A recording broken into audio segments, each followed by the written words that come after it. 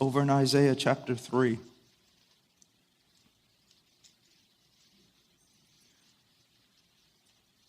God is bringing judgment upon a people in this passage.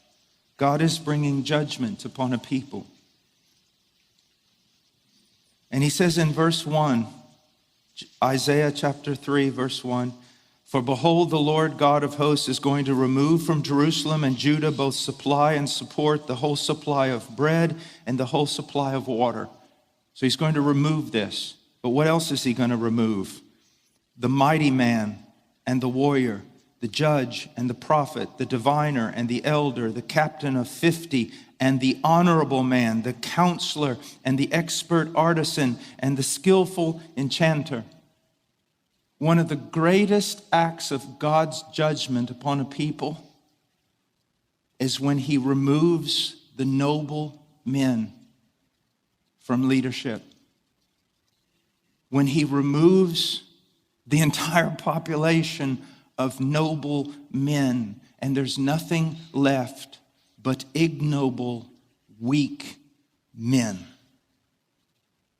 Now, who would dispute with me today and say this passage has no application to the United States of America? Look at verse 4.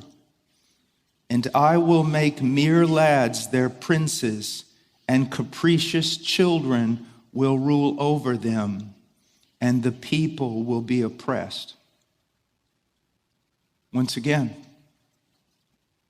this is our world. I've been amazed for the last 30 years, and especially in sitcoms and things like that. Isn't it amazing that the parents, especially the dad, is always portrayed as, even if he's kind-hearted, he's foolish and really doesn't understand anything about the world. And in the end, the children are the ones that are the counselors.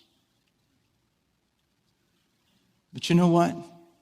Most Christian men saw things like that and couldn't even discern there was a problem. I travel around the world. I see men, strong, angry, and many of them mad at us. I come home. I see silly older men playing with toys. I see little boys playing with video games. And I see most people no longer even knowing what bathroom they should go in. We are under the judgment of God.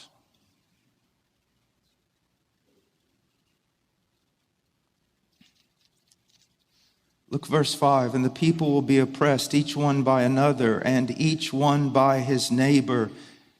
And the youth will storm against the elder, and the inferior against the honorable." Is that not our society today?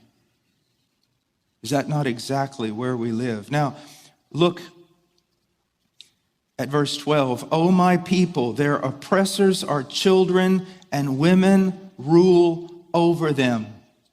Then there's also Deborah. Deborah's kind of difficult to explain, isn't she?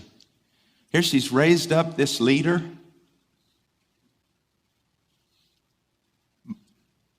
Trying to put everything together in the scriptures, it's my opinion that Deborah was raised up as a rebuke to men. And at no fault of her own. Why? Not in the Word. Not in the Word. Not with men of the Word. And I think both those things are almost equally important.